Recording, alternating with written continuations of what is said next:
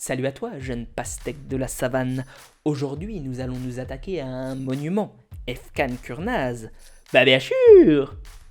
Voilà, avec cette imitation pitoyable, j'espère t'avoir mis bien mal à l'aise pour commencer la vidéo, comme ça je ne pourrai pas faire pire tout du long.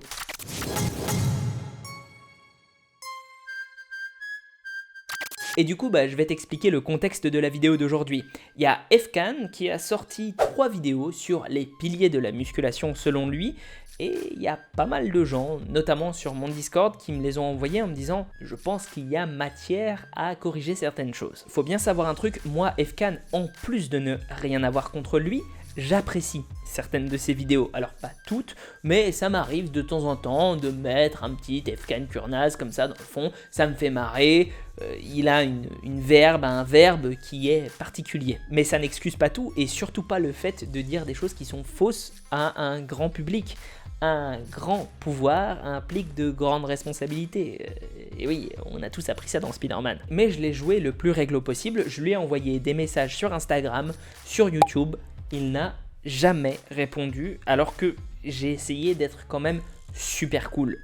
Voilà, je te mets les messages à l'écran, c'est toi qui jugeras. Maintenant, si ça l'intéresse pas de rétablir la vérité devant sa communauté, peut-être, je sais pas, parce qu'il a peur de passer pour quelqu'un qui s'y connaît pas, alors qu'on fait tous des erreurs et que c'est pas grave, même quand on fait de la musculation depuis très longtemps, de réviser ses positions sur certaines choses, qu'est-ce que j'y peux, moi? En revanche, ce que je peux et ce que je me sens le devoir de faire, puisque je pense que tout le monde mérite d'avoir des informations de bonne qualité, c'est essayer de t'expliquer les endroits sur lesquels, à mon humble avis, il s'est gouré. Ça veut pas dire que dans tout ce que je vais dire là maintenant, je vais avoir la vérité absolue ou quoi que ce soit du style. Je suis complètement ouvert au débat et même à faire une correction sur cette vidéo.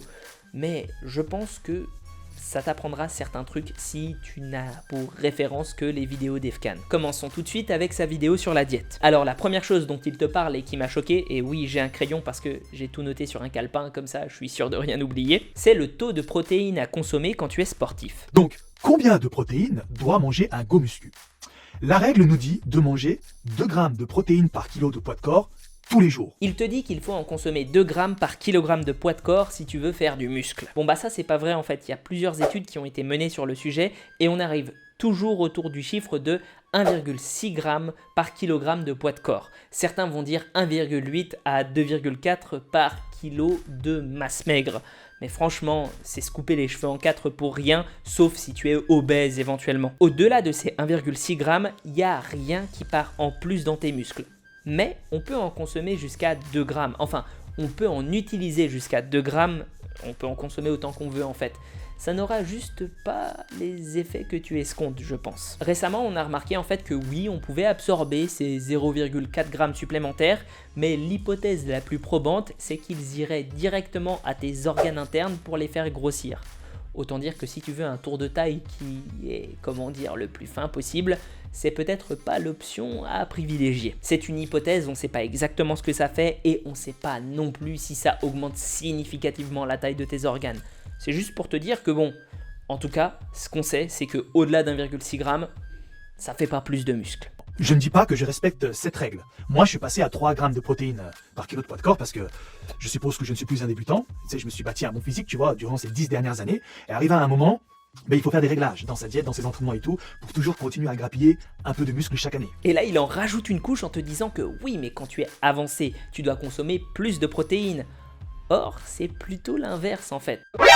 Nani ? Notre corps, quand on est, disons, bodybuilder ou, body amateur, avancé dans la pratique de la musculation, voilà, comme ça on est sûr, il a besoin de moins construire de muscles et en plus de ça, il devient capable de mieux utiliser les protéines. Pourquoi il a besoin de moins construire de muscles? Parce que tu arrives proche de ton potentiel naturel et pour s'entretenir, t'as pas besoin de beaucoup de protéines. En tout cas, moins que pour construire du nouveau muscle. Bref, en fait, toutes les preuves qu'on a vont plutôt vers le fait qu'il faut consommer moins de protéines quand on a plus de masse musculaire. L'escalope de poulet parce que tu vas y passer. C'est pour moi la meilleure source de protéines pour un go muscu. Est-ce que c'est vraiment la meilleure source de protéines, l'escalope? La salope. Je veux dire, c'est une bonne source de protéines, on va pas abuser non plus. C'est animal, donc notre corps peut mieux l'absorber. et il y en a beaucoup au 100 grammes. Ceci étant dit, ça n'est pas la plus facilement bioassimilable, on est entre l'œuf et le lait en règle générale pour les protéines qui sont les mieux assimilées par l'organisme, et c'est aussi un gros problème de notre société moderne. On ne mange plus que la viande musculaire. En d'autres termes, tout ce qui est collagène, tout ce qui est osseux, gélatineux, c'est pas vraiment ce qu'on aime consommer. Or, notre organisme en a aussi besoin. Ne pas en prendre de façon régulière, c'est pas ouf déjà pour les articulations, mais en plus pour l'équilibre inflammatoire dans notre organisme. En gros, tu vas avoir tendance à être plus facilement inflammé et à te faire des blessures plus facilement aussi. Tu peux pallier ça par du collagène, de la glycine, il y a des compléments alimentaires si t'as pas envie forcément de te taper des bouillons d'os tous les jours. C'est d'inclure dans ta diète des bonnes sources de graisse. Par exemple, le saumon. Le saumon est un poisson gras, mais c'est très riche en oméga 3. Tu peux également manger de l'huile de lin, de l'huile d'olive, des graines de chia. Tu peux manger également le poisson maquereau, du hareng, des choses comme ça. Donc là aussi, tu peux taper sur internet, liste bonnes sources de graisse. Alors, les bonnes sources de graisse là, on est dans un sujet qui est vraiment controversé et pour le coup, je serais pas aussi catégorique que lui à ce sujet. En fait, on a fait la distinction pendant longtemps entre les bonnes et les mauvaises graisses, à savoir les lipides poly et monoinsaturés, c'était bien, et puis toutes les graisses saturées, c'était le mal, ça bouchait tes artères, etc. Et puis on se rend compte aujourd'hui que finalement les graisses saturées, elles te bouchent pas les artères, ou en tout cas, on n'a rien qui irait pour te prouver ça, et que les graisses bonnes, elles s'oxydent très facilement. Et du coup, elles vont créer de l'inflammation et des radicaux libres dans ton organisme qui vont l'abîmer un petit peu à l'intérieur. Alors c'est pas avec une cuillère d'huile de lin que tu vas crever, mais il faut faire gaffe à long terme. Pour autant, ça veut pas dire qu'il faut éliminer tous les acides gras insaturés dans ton alimentation et surtout dans des aliments complets. Parce qu'en vrai, les aliments qui sont pleins d'acides gras insaturés, ils sont peut-être pas tous mauvais pour la santé, et je pense aux poissons en particulier, ou aux œufs, au lait de vache élevé à l'herbe, etc., etc. Mais surtout, on a pas mal d'études qui ont été menées sur les régimes des gens qui ont des aliments qui sont riches en oméga 3 dans leur alimentation, et ces gens-là semblent être en bonne santé. Ceci étant dit, je veux être clair, ça veut pas dire que c'est grâce aux graisses insaturées. Frérot, le glucide est la variable à ajuster en fonction de tes objectifs. Là aussi, on est sur un énorme mythe, à savoir, les glucides, on peut s'en priver après tout. Non, le fait que les glucides ne soient pas essentiels pour la survie, ça veut pas dire qu'ils sont pas ultra importants. C'est pas essentiel pour ta survie de te brosser les dents. T'as envie d'avoir une mauvaise haleine et puis des risques de santé ou simplement perdre tes dents avant 50 ans. Les glucides, en fait, faut bien comprendre un truc, c'est que notre corps a plein de moyens d'en faire. Pourquoi ? Parce que c'est un carburant de choix et c'est le carburant de choix du cerveau. Ce qu'il faut comprendre dans le caractère non essentiel des glucides, c'est qu'on a évolué pour ne plus avoir besoin de dépendre de sources extérieures de glucides et qu'on a essayé de devenir autonome tellement c'était important. Donc ne t'en prive pas et tu peux avoir de très bonnes sources avec les fruits par exemple. Ah oui, parce que j'avais presque oublié ce détail, à ce qui paraît, les sucres sont l'ennemi et ce sont eux qui te font prendre de la graisse. Mais bien sûr qu'en fait si tu consommes trop de sucre, ça va te faire de la graisse. Mais c'est aussi le cas si tu prends de la graisse ou des protéines. C'est l'excès d'énergie, de calories qui va finir stocké dans ton corps. Qui ont des index glycémiques élevés, t'en as qui ont des index glycémiques modérés et t'en as qui ont des index glycémiques bas. Vu que c'est compliqué de dire index glycémique, on dit IG. C'est l'abréviation de index et de glycémique. D'accord ? Donc, moi je vais te demander de préférer les glucides à IG bas ou modérés. Tu peux également manger des glucides à IG élevé, mais d'un point de vue santé, c'est pas top, tu vois. Parce que quand un glucide a un IG élevé, ça veut dire que ce dernier, quand tu vas l'ingurgiter, va augmenter drastiquement ta glycémie. Et qu'est-ce que la glycémie ? C'est le taux de sucre dans le sang. En plus, il parle d'index glycémique, comme quoi c'est pas bon d'avoir trop d'insuline, etc. Alors, on va pas discuter de ça, j'ai déjà fait une vidéo dessus, mais je veux juste te dire une chose, il n'y a pas que les glucides qui vont relâcher de l'insuline dans ton sang. Il y a aussi les protéines. Pour ça que si tu manges juste un steak ou juste de l'escalope, après tu vas avoir l'impression d'être en hypoglycémie. C'est tout à fait normal. En fait, tout ton sucre sanguin, il va rentrer dans tes muscles parce que tu vas avoir fait monter le niveau d'insuline avec les acides aminés. Donc la seule chose à retenir vraiment importante de cet index glycémique, et j'aurais même plutôt tendance à dire de cet index insulinique, parce que comme ça, on parle pas que des glucides. Parce que, encore une fois, je viens de te le rappeler, il n'y a pas que les glucides qui font monter l'insuline. La seule chose à en retenir donc, c'est qu'il faut mélanger tes apports. Ne prends pas uniquement des protéines, pas uniquement du sucre ou pas uniquement des graisses, mais plutôt essaye de te faire des vrais collation. D'un côté, c'est meilleur pour l'absorption, et puis si tu fais une psychose autour de ton glucose sanguin, là au moins t'es sûr qu'il est stable. Et évidemment, tu peux te permettre autour des entraînements, pour les raisons qu'il a citées dans sa vidéo, de prendre des sucres rapides, entre guillemets.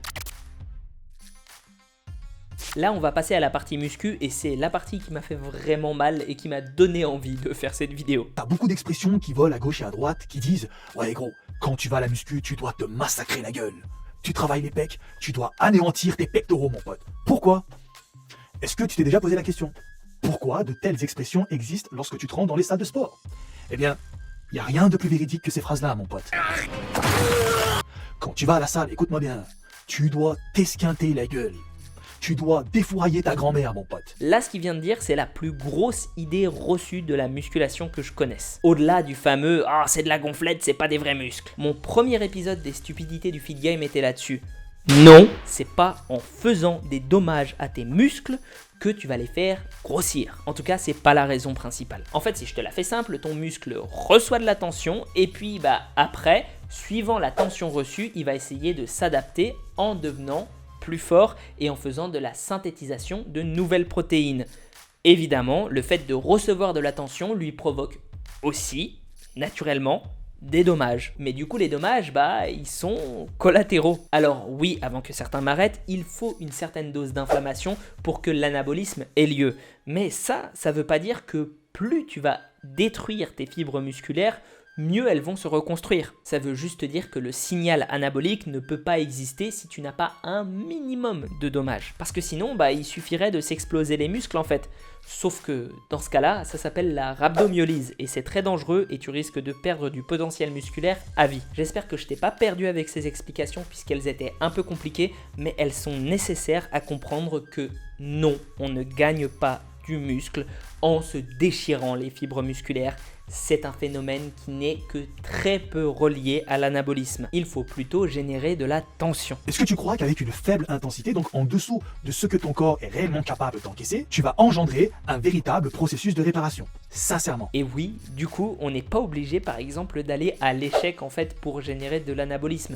Voire même, ça pourrait être contre-productif. On a plein d'études qui le montrent, ça te fatigue trop, ça fait que tu n'arrives plus à récupérer.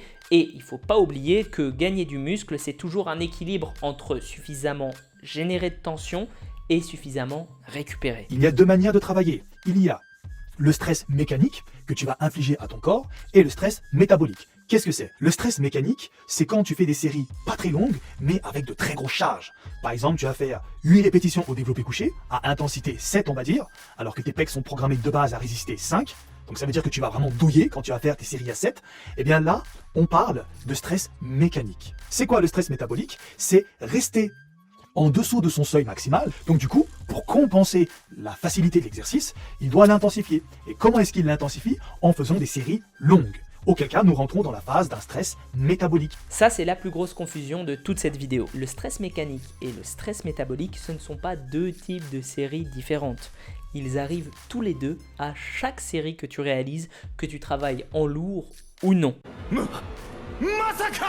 Bon, ok pour le stress métabolique, si tu fais moins de 3 reps, il n'y en a pas beaucoup. Mais de toute façon, pour faire du muscle, il y a peu de gens qui font moins de 3 reps. En fait, le stress mécanique, c'est la tension que tu vas mettre sur tes fibres musculaires. Et de la tension, t'en mets à partir du moment où tu soulèves un poids. Et le stress métabolique, il est généré à chaque fois qu'il y a des contractions musculaires. À savoir, tu vas avoir des petits déchets, entre guillemets, des produits plutôt de cette contraction-là qui vont s'accumuler dans ton muscle ou aux alentours de ce dernier. J'ai pas besoin de t'expliquer pourquoi le stress mécanique est important, je viens de te le dire, il faut générer de la tension, c'est ça qui signale à tes muscles qu'il faut créer de nouvelles protéines. Le stress métabolique en revanche, ça doit être un peu bizarre pour toi. Il a plusieurs actions, déjà le premier c'est comme il le dit la congestion. Mais la congestion, qu'est-ce que ça fait?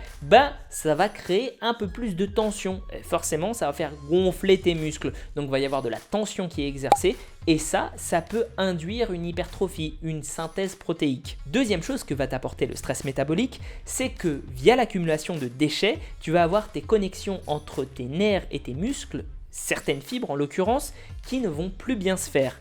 Et ben du coup ton cerveau va se rabattre sur les fibres qui ne sont pas polluées par les déchets métaboliques. En gros, encore une fois, puisque les mécanismes sont légèrement plus complexes. Ça veut dire que certaines fibres vont prendre plus de tension. Et qui dit plus de tension dit plus d'anabolisme. Donc le stress métabolique aide au stress mécanique. Et c'est ça qu'il est important de retenir, c'est que les deux travaillent main dans la main. Dans le corps, nous avons plusieurs types de fibres musculaires. Il y a les fibres de type 1, il y a les fibres de type 2A et il y a les fibres de type 2B. Donc chaque fibre a une fonction différente. Nous, les gens de la muscu, dès qu'on travaille, on le fait intelligemment. Notre travail vise principalement les fibres qui sont destinées à grossir. Donc c'est pour ça qu'on met beaucoup l'accent sur la tension mécanique. Parce que 8 à 12 répétitions, tu tapes vraiment dans les bonnes fibres. Ça c'est le dernier point de la vidéo que je vais analyser, je te jure, après je te laisse. Il n'y a pas vraiment en fait de bonnes fibres à travailler. Déjà les bodybuilders, on a fait des coupes, des analyses, etc. Ils ont une répartition des fibres qui est équivalente à toute la population qui nous entoure.